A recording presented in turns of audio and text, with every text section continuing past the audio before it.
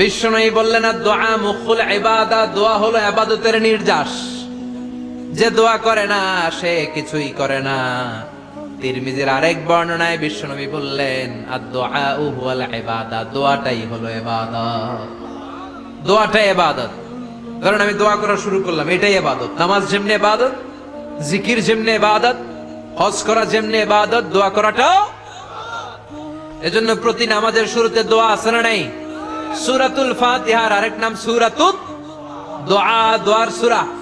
আমরা প্রত্যেকবার সূরা ফাতিহা যখন পড়ি আমরা পড়ি ইহদিনাস সিরাতাল মুস্তাকিম। সবাই পড়েন ইহদিনাস সিরাতাল মুস্তাকিম। ও আল্লাহ, আপনি আমাদেরকে সরল সঠিক পথ দেখান। পড়েন আমিন। ও আল্লাহ, show us the right path, show us the correct path, show us the middle path. আল্লাহ, মধ্যম পন্থা দেখান, মাঝামাঝি রাস্তাটা দেখান, সিরাতুল মুস্তাকিম দেখান। আমাদেরকে রাস্তা দেখায় কে? এজন্য বিশ্বনবী বললেন যে দোয়া বাদ দিল তার সব বাদ। কারণ দোয়া দিয়ে নামাজ শুরু, দোয়া দিয়ে সব শুরু। দোয়াটাই হলো ইবাদত। চিল্লায় বলেন ঠিক কিনা? আর দোয়া ও সিলাহুল মুমিন। দোয়া হচ্ছে মুমিনের উইপন, অস্ত্র, মুমিনের বড় অস্ত্র। যেখানে সবকিছুর দৌরাত্ম্য শেষ, ওইখানে দোয়ার দৌরাত্ম্য শুরু। যেখানে সবকিছুর কারিশমা শেষ, ওখান থেকে দোয়ার কারিশমা শুরু। এরকম অনেক ক্যান্সারের মতো দুরারোগ্য ব্যাধিতে আক্রান্ত, ডক্টর ফাইনালাইজ করে দিয়েছে বাঁচবে না, 2 মাস বাঁচবে। কয় মাস? কথা বলেন। মাত্র 2 মাস সে বাঁচবে। তারপরও দেখা গেছে লোকটা 7 বছর বেঁচে ছিল। আছে না নাই? দোয়া, the power of dua. Everything is pre-written, but by supplication it's rewritten. সবকিছু আগে লেখা থাকে। মহাবিশ্ব সৃষ্টির 50,000 বছর আগে আমাদের ভাগ্যে কি ঘটবে সব লিখে রেখেছে কে? সব অপরিবর্তনীয়। কিন্তু এই তাকদিরেরও কিছু জিনিস আল্লাহ চেঞ্জ করে দেয় দোয়ার বরকতে। এজন্য দোয়া করার দরকার আছে না নাই? মায়ের কাছে দোয়া চাবেন, মায়ের দোয়া আল্লাহ ফেরায় না। মজলুম ব্যক্তির দোয়া আল্লাহ ফেরায় না। মুসাফিরের দোয়া আল্লাহ ফেরায় না। যিনি রোজা রেখে দোয়া করেছেন তার দোয়া আল্লাহ ফেরায় না। এজন্য বেশি বেশি আল্লাহর কাছে দোয়া করতে রাজি আছেন তো?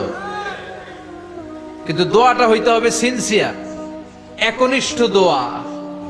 অনেকে দেখবেন দোয়াও করে ওদিকেও তাকায় আছে, জুমার নামাজে প্রায় হয়। বিশাল দোয়া, দোয়াও করতেছে আবার এদিকে। আছে না নাই? আবার দোয়াও করে মোবাইলও টিপে। কথা কন। আবার আমরা আলোচনা শেষে দোয়াও করি, পোলাপাইন সেলফিও তোলে। আছে না নাই? সিনসিয়ারিটি নাই। আপনার কি পরিমাণে সিনসিয়ারিটি আছে এটার উপর ডিপেন্ড করবে আপনার দোয়া কবুল হবে কি হবে না। একজন দোয়া করলে মুহূর্তে কবুল, চোখ বন্ধ করলে আল্লাহর আরশে চলে যায়। মদিনার সাথে ওর কানেক্টিভিটি বেড়ে যায়, আল্লাহর সাথে কানেক্টিভিটি বেড়ে যায়। সে ফিল করে সে আল্লাহর সাথে কানেক্ট হয়ে গিয়েছে। আর আরেকজন দোয়ার মধ্যে খুঁজে কিছু পায় না। আছে না নাই? তো 2 দোয়ায় পার্থক্য আছে না? কথা কন।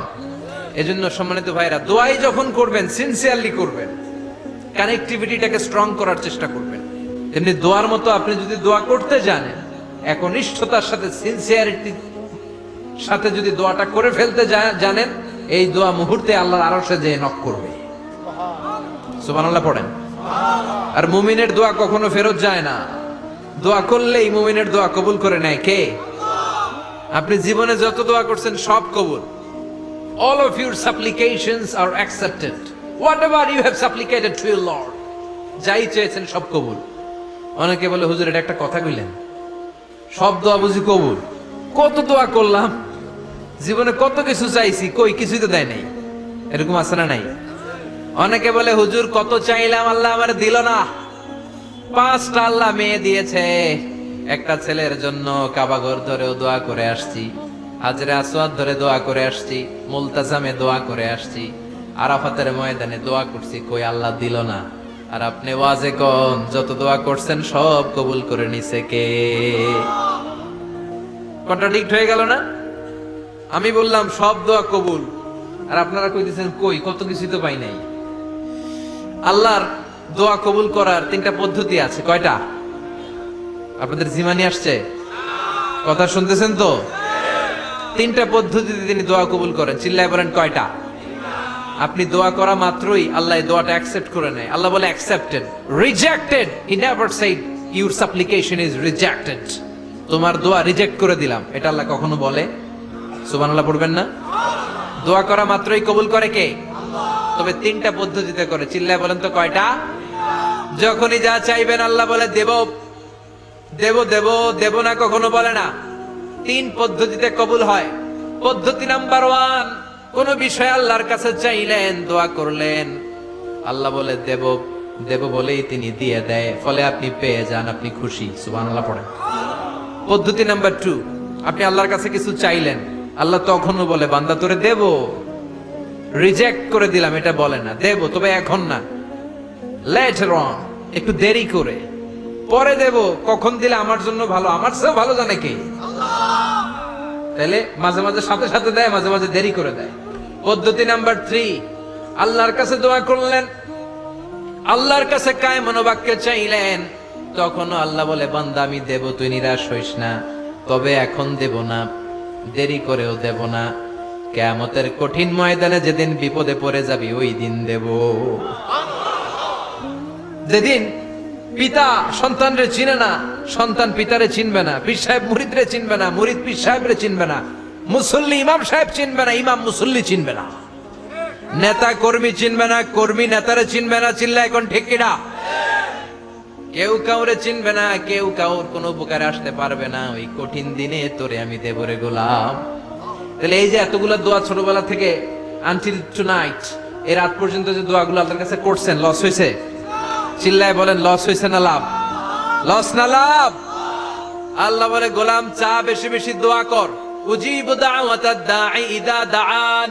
আমার বান্দা আমার কাছে চাইতে দেরি হয়ে যায়, দোয়া কবুল করতে দেরি হয়, এজন্য বারবার চাইতে হবে। না দিলেও চাপ, না দিলেও হয় একটু পরে দিবে, দেরি করে দিবে, যখন আমার জন্য উপকার হবে, ভালো হবে তখন দিবে, তা না হলে কিয়ামতের ময়দানে দিবে। চিল্লায় বলেন ঠিক কিনা?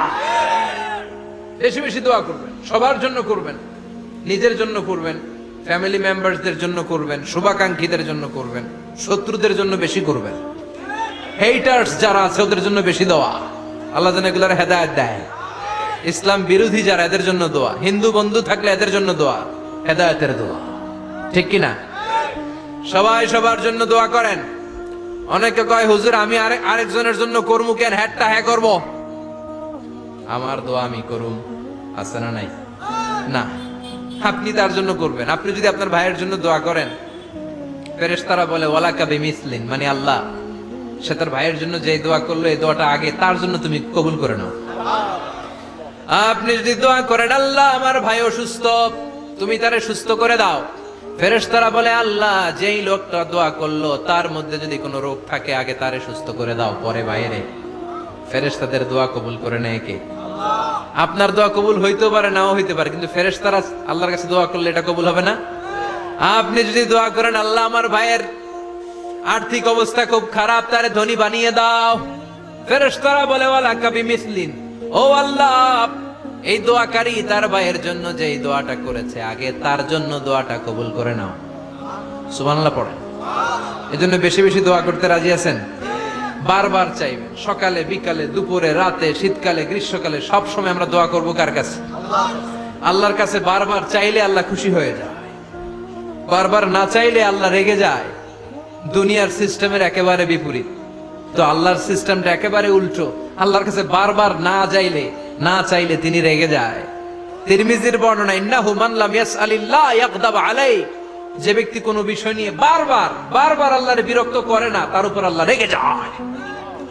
আর বারবার চাইতে যে লোকটা আল্লাহরে বিরক্ত করতে চায় তার উপর আল্লাহ খুশি হয়ে যায়। এজন্য চাবেন আল্লাহর কাছে আজকে থেকে, চাবেন। দোয়া করলে যে কবুল হয় বিশ্বাস হয় মুসলমান। নেক আমলের ওসিলা দিয়ে দোয়া কবুল হয়। আপনার জীবনে যদি কোনো নেক আমল থেকে থাকে, যে নেক আমলগুলো আপনি আল্লাহর সন্তুষ্টির জন্য করেছেন, আমি আজকের মাহফিল আল্লাহর নামে একটা কসম কেটে বলে যাই, ওয়াল্লাহি আল্লাহর কসম করে আমি আপনাদের বলছি, আপনার জীবনের এমন কোন নেক আমল যদি থাকে যে আমলটা শুধুমাত্র কেবলমাত্র আপনি আল্লাহকে খুশি করার জন্য করেছিলেন, ওই নেক আমলের ওসিলা দিয়ে দোয়া করতে দেরি হবে, দোয়া কবুল হতে দেরি হবে বিশ্বাস হয়? সন্দেহ লাগছে মনে হয়। বিশ্বাস হয় সবার? নেক আমলের ওসিলা।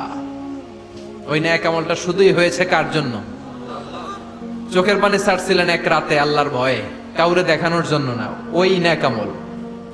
রাত্রিবেলা হেঁটে যাচ্ছিলেন মসজিদের পাশ দিয়ে, দেখলেন দান বাক্স লেখা, কেউ নাই, কেউ নাই। কচকচে 500 টাকার নোট বের করে ঢুকাই দিছিলেন। এটা হচ্ছে শুধু আল্লাহরে দেখানোর জন্য নেক আমল, ঠিক কিনা? আল্লাকা সিররুন ইনদাল্লাহ বাইনাকা আনতা ওয়া বাইনাল্লাহ, আল্লাকা সাদাকাতুন তাখফা লা ইয়ালামুহা ইল্লাল্লাহ, আল্লাকা সিররুন ইনদাল্লাহ বাইনাকা আনতা ওয়া বাইনাল্লাহ, আল্লাকা সাদাকাতুন তাখফা লা ইয়ালামুহা ইল্লাল্লাহ। সুবহানাল্লাহ পড়েন। আল্লাকা সিররুন ইনদাল্লাহ, তোমার আর তোমার রবের মাঝে গোপন কিছু আছে কি যেটা আল্লাহ ছাড়া কেউ জানে না? তোমার কি কোনো গোপন দান আছে কি যেটা আল্লাহ ছাড়া কেউ দেখেনি? সুবহানাল্লাহ পড়েন। এমন কোন আমল যে আমলটা আপনি করেছিলেন শুধু আল্লাহর খুশির জন্য, ওই আমলের ওসিলা দিয়ে দোয়া করলে কবুল করবে কে? বিশ্বাস হয়? সহিহ বুখারীর বর্ণনা, সালাসাতুন ফিল গার। বনি ইসরাইলের জামানায় 3 জন লোক সফরে বেরিয়েছে। বানোয়াট ঘটনা না, এটা বুখারীর ঘটনা। সফরে বেরিয়েছে, মরুভূমির মাঝখানে প্রতিমধ্যে প্রচন্ড তুফান আর বৃষ্টি। বৃষ্টি থেকে বাঁচার জন্য এর একটা পাহাড়ের গুহার ভেতরে ঢুকেছে।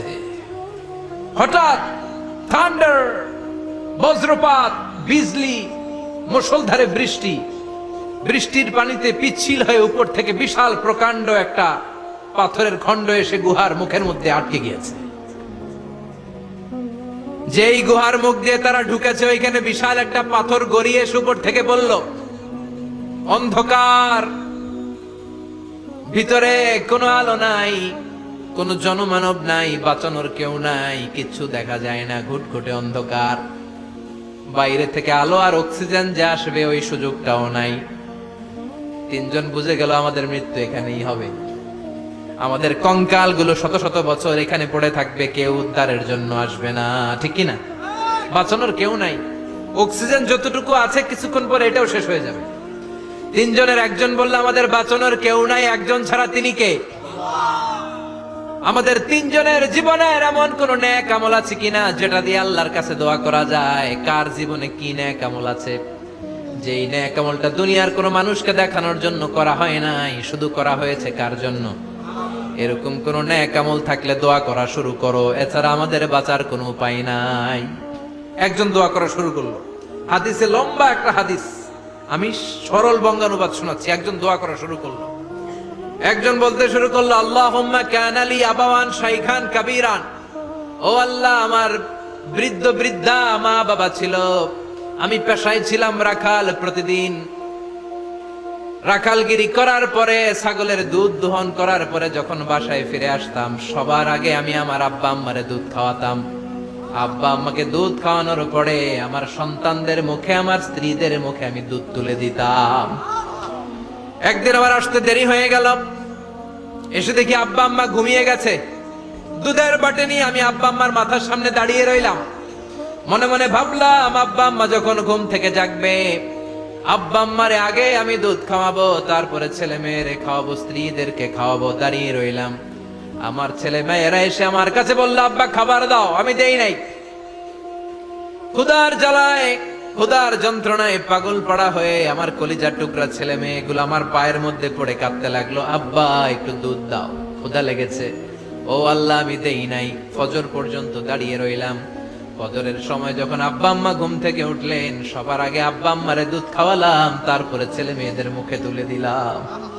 ও আল্লাহ, ও আল্লাহ, ওই দিনে সারা রাতটা আমি দাঁড়িয়ে আব্বা আম্মার জন্য যে দাঁড়িয়েছিলাম, দুনিয়ার কাউরে দেখানোর জন্য নয়, শুধু তোমারে খুশি করার জন্য। ওই রাতের ইবাদতটা যদি তোমার কাছে পছন্দ হয়, ফাররিজ আন্না মা নাহনু ফি, আজকে যেই বিপদে আমরা আছি, বিপদ থেকে তুমি বাঁচাও। বলার সাথে সাথে 1/3, 1/3 পাথরটা ডান দিকে সরে গেল। সুবহানাল্লাহ পড়বেন না? এবার বাইরে থেকে আলো আসতে শুরু করেছে, অক্সিজেন ঢুকতে শুরু করেছে, তাদের মনের মধ্যে স্বস্তি ফিরে এসেছে। এবার দ্বিতীয় জন দোয়া শুরু করলো, আল্লাহ আমার এক চাচাতো বোন ছিল এত সুন্দরী, আমার জীবনে এত সুন্দরী নারী আমি দেখি নাই, এত সুন্দরী নারী। ওয়া কুনতু উহিব্বুহু বিআশাদ্দি মা ইউহিব্বুর রিজাল আন নিসা, একজন পুরুষ একজন নারীকে যত ভালোবাসতে পারে আমি ঠিক ততটা ভালোবাসতাম আমার এই সুন্দরী কাজিনকে, চাচাতো বোনকে। কিন্তু আমার মনের কথা আমার চাচাতো বোনরা আমি বোঝাতে পারি নাই। একদিন লজ্জা শরমের মাথা খেয়ে চাচাতো বোনরা আমি বললাম, তোরে আমি বড্ড ভালোবাসি, একান্তে আমি তোরে চাই। চাচাতো বোন বলল, এত এত স্বর্ণ মুদ্রা যেদিন জমাতে পারবা ওই দিন আমারে পাবা। এবার আমি স্বর্ণ মুদ্রা জমাতে লাগলাম, জমাতে জমাতে জমাতে জমাতে বছর শেষে স্বর্ণ মুদ্রার থলে নিয়ে চাচাতো বোনের হাতে দিলাম। চাচাতো বোন আমার অপকর্মে রাজি হয়ে গেল। গোপন একটা রুমের ভেতরে আমরা ঢুকলাম, দুইজনেই জামা কাপড় খুলে নেকেড হলাম, জিনা করব, পাপ কাজ করব। একেবারে ফাইনাল ডেস্টিনেশন আমরা চলে গেলাম। পাপ কাজ যখন আমরা শুরু করব, ইন দা মিন টাইম আমার চাচাতো বোন আমার ডেকে বলে, ও আমার চাচাতো ভাই, ইত্তাকিল্লাহ, ইত্তাকিল্লাহ, আল্লাহরে ভয় কর, আমার সতীত্ব নষ্ট করে দিস না। আল্লাহ ওই মুহূর্ত থেকে ফিরে আসা কোনো পুরুষের পক্ষে সম্ভব ছিল না। ইত্তাকিল্লাহ, এই বাক্যটা শুনে, তোমার আওয়াজ শুনে আমার কলিজার মধ্যে কাঁপুনি ছুটে গিয়েছে। তোমার নাম শুনে আমি আর ধৈর্য ধারণ করতে পারি নাই, চিৎকার মেরে জামা পেড়ে ওই ঘর থেকে বের হয়ে গেলাম। ও আল্লাহ, শুধুমাত্র কেবলমাত্র একমাত্র তোমার ভয়ে ওই দিন আমি আমার চাচাতো বোনের সাথে পাপ কাজে লিপ্ত হই নাই। আল্লাহ রে, ওই দিনের আমলটা যদি তোমার দরবারে কবুল হয়ে থাকে, আজকের বিপদের দিনে তুমি আমাদের বাঁচাও। বলা মাত্রই এই দোয়া আল্লাহর কাছে এত কবুল হয়েছে, কারণ আল্লাহর ভয় এটা পৃথিবীর সবচেয়ে বড় ইবাদত। চিল্লায় বলেন ঠিক কিনা? যাদের হৃদয়ে আছে আল্লাহর ভয়, তারা কবু পথ ভুলে যায় না। আল্লাহর প্রেম ছাড়া এই দুনিয়ায় কারো কাছে কোনো কিছু চায় না। ঠিক কিনা? আল্লাহর ভয় আল্লাহর কাছে সবচেয়ে বড় প্রিয় ইবাদত। আল্লাহর কাছে দোয়াটা এত পছন্দনীয় হয়েছে, মুহূর্তের মধ্যে 2/3 পাথরটা গুহার মুখ থেকে ডান দিকে সরে যায়। 2/3 পাথর এখন সরে গিয়েছে। এবার তারা বেরোতে চেষ্টা করলো, দেখা যায় হাত বেরোয়, কারো পা বেরোয়, মাথা বেরোয়, কিন্তু পুরো বডিটা নিয়ে বেরোয়া যায় না। বাকি আছে কয়জন? কথা কন। এবার 3 নাম্বার লোক দোয়া করতে শুরু করেছে, আল্লাহ ইন্নী ইস্তাজারতু উজারা ফাদাফা'তু সামানাহুম, আল্লাহ আমি অনেকগুলো শ্রমিক ভাড়া করেছিলাম, তাদেরকে দিয়ে কাজ করিয়ে তাদের ঘাম শুকিয়ে যাওয়ার আগে প্রত্যেকটা শ্রমিকের পারিশ্রমিক আমি দিয়ে দিয়েছি। সবগুলো শ্রমিক আমার কাছ থেকে পারিশ্রমিক বুঝে নিয়েছে, একজন ছাড়া। একজন না নিয়ে চলে গেছে। তার টাকা তারে আমি বুঝাই দিতে পারি নাই। তার রেখে যাওয়া টাকা দিয়ে আমি কয়েকটা ছাগল কিনলাম। ওই ছাগল পালতে পালতে বাচ্চা দিল, আরো বাচ্চা দিল, দিতে দিতে বিশাল ছাগলের ডেইরি ফার্ম বানালাম। 1 যুগ পরে ওই শ্রমিক এসে বলে, এ আমার মালিক, 12 বছর আগে তোমার কাছে কাজ করেছিলাম, টাকা কিন্তু নেই নাই, টাকা দাও। আমি বললাম, ওই যে বিশাল ছাগলের বড় একটা ডেইরি ফার্ম দেখা যায়, পুরো ডেইরি ফার্ম তোমার, ডেইরি ফার্মটা তুমি নিয়ে যাও। শ্রমিক আমারে বলতে লাগলো, তাস্তাজিউ মিন্নি, আমার সাথে ঠাট্টা করো নাকি? একদিনের পারিশ্রমিক দিয়ে ডেইরি ফার্ম হয় নাকি? যতটুকু টাকা তোমার কাছে আমি 12 বছর আগে পেতাম ততটুকু দিলেই চলবে। তারে আমি বুঝিয়ে বললাম, তোর টাকা দিয়ে ছাগল কিনেছি, ছাগলের ব্যবসা করে ডেইরি ফার্ম বানিয়েছি, একটার পর একটা ছাগল বাচ্চা দিতে দিতে আজকে হাজার হাজার ছাগলের এই ডেইরি ফার্ম, পুরো ডেইরি ফার্মটা আমি তোরে দিয়ে দিলাম। বলা মাত্র ওই শ্রমিকটা ডেইরি ফার্ম নিয়ে চলে গেল। মাবুদের এই কঠিন বিপদের দিন সে শুধু দাবি করেছিল তার পারিশ্রমিক, তার পারিশ্রমিকের টাকা তার হাতে দিলে সে খুশিতে বাকবাকুম, কিন্তু তার বদলে পুরো ডেইরি ফার্মটা আমি তার হাতে তুলে দিয়েছি একমাত্র তোমার সন্তুষ্টির জন্য। ওই দিনের আমলটা যদি তোমার দরবারে একটুও ভালো লেগে থাকে রে মাওলা, আজকের কঠিন বিপদ থেকে বাঁচাও।